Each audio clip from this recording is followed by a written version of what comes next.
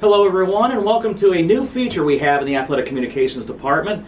Where are they now? And we're very excited to bring this to you as we continue to grow our reach and grow our content here in the Athletic Communications Department. We're starting the series with someone that I graduated with right here at Ashland University in 1999, Brent Martineau. He's a former AU baseball player who was a part of the 1999 College World Series team, and he does a lot of work down in Jacksonville covering the sports teams down there and extensive coverage of the Jacksonville Jaguars. I had a chance to talk to Brent recently to kick off our series, and we hope you enjoy it. All right, we are on our way. So Brent, before I get to AU, tell me about all of your official titles and everything you do down there professionally. Yeah, it's a lot of different titles. We've been here in Jacksonville since 2008, and now I'm the sports director here of our CBS and Fox affiliates down in Jacksonville. Been doing that for over a decade now. And we also have a brand new network. You see the logo behind us. It's a 24-hour network that we stream. We just started that a year ago. In place of radio, it's kind of like a radio show, but also a network full of various content and shows and talk shows and other things, including live events. But yeah, I guess they call me the sports director, but we've got a big team down here. All right. So let's start from the beginning. And I don't know if I've ever heard this story, and I would love to hear it. Coming from Rhode Island, how in the world did you get to Ashland, Ohio? Yeah, it's a great story. I'm glad you asked that. It was our senior year. So funny how things change now, right? You start to think, we have kids in college, and you start thinking, like in ninth grade, where are they going to go to college? Well, we weren't thinking that way back in 1995. Senior year, I was like, I knew what I wanted to do in the radio TV world, but I'm thinking Syracuse. And a buddy of mine, good friend, his sister followed her boyfriend out to Ashland. So she was a year older, and her boyfriend was a quarterback of our high school football team, and he went to Ashland to play football. Huh. And so she also went to school there. And so it was homecoming weekend, I think, in that would have been, 1994. And we drove out to Ohio just to visit them. And so you're now starting to look at colleges and things. And I probably looked it up and said, hey, they have a radio TV program. And I remember she, at the time, connected us with the baseball coach just as a little meeting. And I mean, that's kind of where it was born. We went out there and visited. We had a good time, just a visit, met with, at the time, Brad Warnemont, and kind of toured the school. We ate, obviously, at Convo. And at the time, sealed it, right? Sealed it, man. It was number one in the country in terms of food. So I remember going back again. I came home and there was a scholarship. I don't know if they still do it, but there was a scholarship opportunity. You could take a test. And so I went back home, and my dad drove out with me. And we took the test, and just to see if we get some scholarship money. And I didn't. But when I went back again, I was like, man, I like it out here again. And had the opportunity to walk on playing baseball, knew they had a radio TV program. I got into Syracuse, but they didn't have baseball even at a club level or anything like that. I'm like, why even go visit Syracuse? I kind of like it here. And that's kind of how it happened, man. It was that simple. It was just like, I can't find anything I don't like about it. I've been out there a couple times. So what the heck? Let's go. And I knew I kind of wanted to get away. I didn't have to go 12 hours away from home, but I knew I wanted to go away. And that's how it all started. Very cool. And I remember the days when you and me and Ben Williams were in the same journalism class and trying to find our way through everything. So you're playing baseball here. You're going through it wasn't JDM then, it was radio TV. So who were the big influences for you in the radio TV department that you still lean on today? What they told you back then? Yeah, the interesting one, this is awesome. I was last week, I was actually playing golf, and I haven't really played that much golf this year, but I was playing, and I got a text from a guy in town that I knew and know, and he shared a picture. He was in Maine, and he said, hey, I'm with a buddy of yours, a guy that you used to know at Ashland. And he sends me a picture, and it's Jay Pappas. Yeah. And Pappas was the guy back when we were in school in the radio TV department, and he kind of got it going and was there for a couple of years. He wasn't there my whole stay, but he was fantastic. And we've kept in touch a little bit just on Facebook and social media, and he's doing really well up there in Maine. But it was great to see a picture of him, and funny you ask about it. But Jay Pappas was really the guy. Another bunch of other influential people. I remember a lot of the kids and students and people that were interested in the program, like Ben and others, just doing the radio and the TV and live games. It was an awesome opportunity. Another difference between, like, I had heard Syracuse, if you go there, you got to wait in line. There's so many people that go through that program. They're like, hey, you might not actually call a game or anything like that till your junior year. Well, at Ashland, I remember freshman year, we were calling like football games and basketball games and doing a lot of things in the radio TV program. So it was hands-on right away. But Jay Pappas is a name that I think a lot of people remember from that time. And he was probably most influential amongst many others. So you go through the process of being at AU and learning everything and playing baseball at the same time, and you finish your time here going to the College World Series in 1999. What was that like to be able to be on kind of the ground floor of the John Shalley era? Yeah, pretty cool. I mean, that's still it's one of the highlights. And the crazy part about that, I'll tell you, is my favorite year playing ball. And I really didn't play a lot that year. Like my senior year, I had another year of eligibility. I'd redshirted my freshman year. I didn't play a lot. And it was still my favorite year of playing ball because growing up as a kid, I had never really won like as a team sport in middle school or high school or really even Little League. I remember a couple Little League years, man. We were 1-15 both years. I was like, it was miserable. So to have the chance to win was really cool, and just that celebration stuff and the enjoyment of going down the World Series, that team, those guys, and it kind of bookended it a bit for me because when I first arrived at Ashland, they had just come off the World Series of '95, and so you heard all about it, and everybody was talking about it. There was excitement about it, and so to leave that way was really cool, and that was year 2 of Coach Shalley. There had obviously been some changes in the program, but all these years later, it's still an unbelievable memory and just that whole thing. And I hope you put in all your documentation that one of the few guys that hit 1,000 at the Division II College World Series is me. Now, it was only one official at bat, but it's still Doesn't matter. And it went down, and it was a bunt, by the way. But you don't have to tell them that. You could say it was a rope to center field. It all looks the same in the box score, so it doesn't matter. So. So tell me then, you're graduated 1999. I see you worked your way up and down the eastern part of the United States, Louisiana and Rhode Island and Albany. So what was that like, cutting your teeth in the sports broadcasting world out of college? Yeah, I mean, I knew I wanted to do this since I was 12 years old, in some capacity. And I had gone to my old coach in Rhode Island, still my mentor to this day. He's a personality in Rhode Island. He calls Rhode Island football and basketball games. He's done a lot of other things. And I would go to the radio station with him. He'd pick me up at 5 a.m. on like a Sunday morning. And he would let me write scripts, and I'd practice on a mic, a little girl voice that I had at the time. And that was kind of the introduction to it. And then when I got through school and did all that, like I was just always on that path. Like that was what I wanted to do.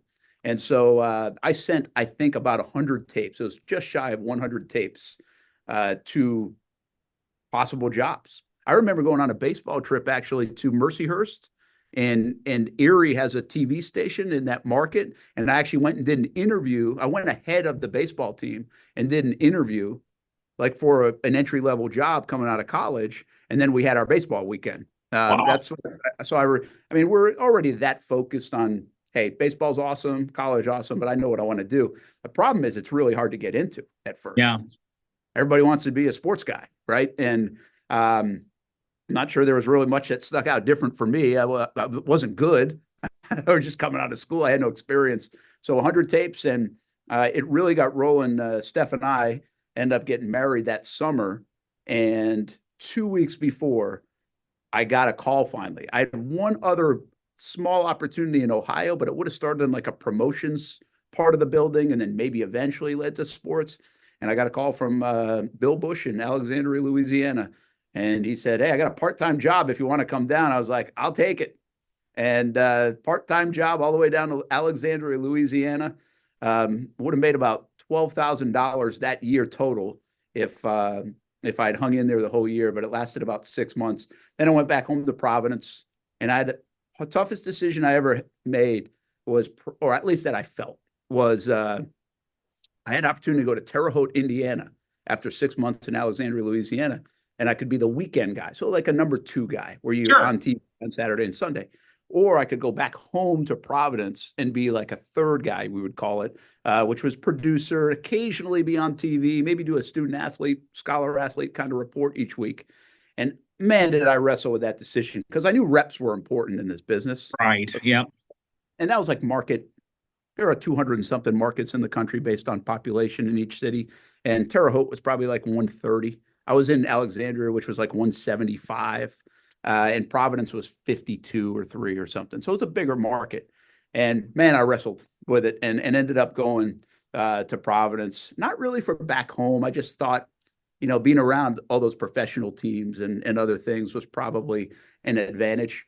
And that's the one I ended up deciding. And it worked out, because I got on TV way more than I thought I was going to. I was able to get some reps or practice or just do some things behind the scene. Turned out to be pretty good, although you always wonder. I always wonder 2 things. What would have happened if I went to Syracuse?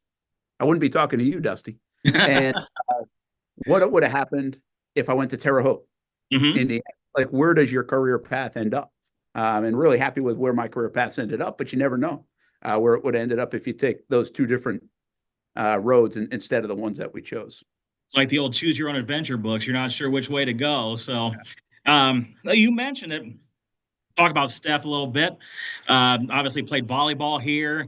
And whenever you get in this profession, me being an SID, you being in broadcasting, you put in an awful lot of hours, and you need a supportive wife that understands, hey, I'm not going to be around as much as maybe you'd like me to. So she went with you every step of the way. So that support had to be important. Yeah, I mean, she's been awesome, really. We've been married over 25 years now, and but I remember telling Dusty, in fairness now, of course, she's the better athlete, right? She was the volleyball player on scholarship at Ashland, and she was studying to be a teacher and math and all those things. So she was smarter, better athlete, better looking, all those kind of things. She had it all. But I told her, because we met our freshman year, and then we started dating, and so obviously he got a little bit more serious. And I said, listen, because I'd be at the radio station, WRDL, the Eagle, till like 2 or 3 in the morning. And we would be doing stuff overnight and early, crazy hours. I was like, this is the way it's going to be. Like, I remember saying that. I was like, just so you know, if you're signing up for this, we're going to be like bouncing around a little bit. And there's like a lot of crazy hours, much like your job. Your job, I think, has even more crazier hours, which is why can be, yeah. So I just remember saying that to Steph in one of the, whether it was Convo or somewhere else, I can almost just remember saying that. But she's been awesome. And like, obviously you're supposed to say like, she's been awesome. We've been married 25 years, but seriously, in this business, kind of like a coaching business or your business, I mean, it's crazy. It can be wild. And it's tough because she doesn't know anybody where the places we're going, doesn't have a lot of friends and stuff. And so she's kind of on her own in those early years before you have kids and everything else, and meeting new people and kind of in this strange spot. But she's been great. A lot of people in our industry, I think they change course because of family, and rightfully so. It's not the best for family, especially in the early going. So, yeah, she's been really, really good. I don't say it enough. Probably she knows it. I've said it a little bit, but it's really it's the reason I'm still doing it, because, it's same with you. You like doing it, but normally, for your family's sake, you'd get out of it if it was uncomfortable or didn't, wasn't working the way you want it to. But yeah, she's been really cool. Now she can't wait to get rid of me most of the time after. She likes those trips to London, right? Yeah, she hasn't gone to London yet, but it is cool now that when we travel with the Jags, we'll steal a day. Went to Nashville earlier this year, and Vegas, so starting to do a little bit more of that. We started that a few years ago, even with the kids going to a game or 2, and you do get to see some of the world, which is nice. So now you have been able to settle in Jacksonville, like you said, since 2008. So what is it like not only being on TV 5 days a week, but to be able to focus on reporting for a National Football League team? Yeah, I mean, we're blessed. I try to think, how many people say that about the Jaguars? but they're a National Football League team. My team can relate to that. So, Or we're blessed to be able to cover them, right? well, Like, yeah, but you're more blessed than I am at this point, but we can compare notes after this. uh, the yeah, it's really cool though, right? I mean, what we didn't know back then, what nobody would know, even in 2008, and if you look at the sports landscape, our TV business, right, is kind of the newspaper business. We saw it kind of died down. TV Yep. business was sports. Like I had somebody say, "Hey, I worry about you sports guys," and that's the way the business was trending. Some local affiliates weren't even doing sports anymore. So what's really wild to me is if you look at the landscape since then in the last 15, 20 years, sports is such an identity of so many people, the culture, the NFL is a huge part of that, what everybody does on Sundays and now Mondays and Thursdays. And we get to cover one of those teams and we get to travel with them. We know them. We go in and out, host shows. The people here in Jacksonville are so passionate, much like the folks in the Cleveland area about their team. They get mad at us. Like all of it. And it's really cool. And then the one other aspect of it in Jacksonville that I think makes it unique is that this is kind of it. Now, we've got other things to cover, but it's not like Cleveland where you've got other professional sports teams. Right. You know? And so around here in June, we're not talking about the baseball team. We're still talking about the Jags, even though they're not even doing anything. And on one respect, that can be like, oh boy, what are we coming up with today? But people are locked into it. And I always say this, even if the Jags got really good, like think about the Patriots run kind of good. This is a market that's kind of insulated for us local media, because if you want it 24 hours a day, we're a smaller market. You're going to get it from us on TV, on radio, on this new streaming network, on social media. NFL Network and ESPN aren't sending their big reporters staking out in Jacksonville No. like they were in New England or New York or Chicago or those kind of places. So it's a really, in this whole sports landscape, to bring that full circle, it's kind of a safe place to be. Covering the NFL in Jacksonville, where everybody is so in tune with it. It's a huge story each and every day. And we get to do what we do with even while the business changes, which is kind of cool because I don't think everybody else gets that opportunity all the time. So I'll give you a couple minutes to brag on your kids.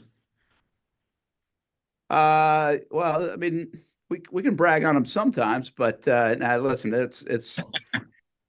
I mean, all the things I say, like, we're not big in our business, right? We don't like cliches. No, we don't. Okay, stay away from cliches. We hate the coach talk and everything else. But it was really when I had kids, I was like, okay, I get why cliches are a thing. All the things that people say about them are true. And the cool part, these guys have been awesome. Like they're a lot of fun, and fortunately, they like sports.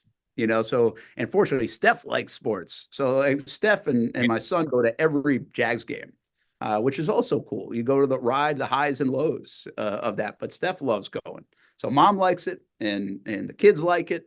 And so I've got a pretty good situation. I'm not going to many dance recitals. I'm going to softball games instead. Not that the dance recitals are bad, but I went to those a lot when I had for my sisters when I was growing up.